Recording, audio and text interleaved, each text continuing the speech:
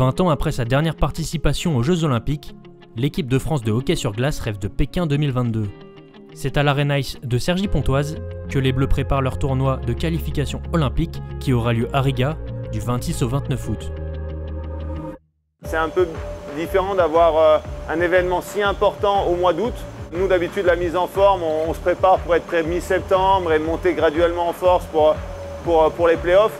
Donc là, il faut être tout de suite prêt en pleine forme. Donc le staff technique a décidé vraiment de mettre un stage assez tôt, donc fin juillet, avec beaucoup d'entraînement technique et sur la remise en forme des joueurs pour vraiment sentir bien les jambes, sentir bien les mains.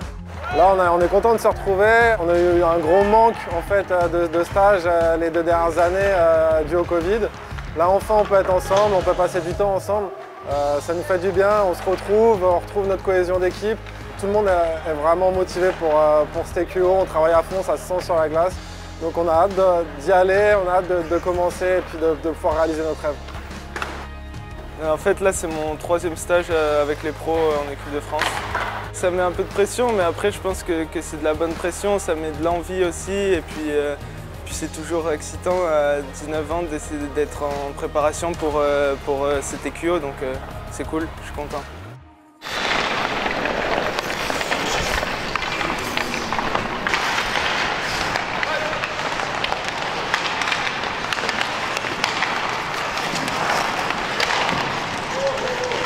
C'est une sorte de mission, il y a un mois là vraiment où les joueurs sont venus une semaine là, vont partir 2 semaines en club et après vont revenir pour 2 semaines de préparation avant ce TQO.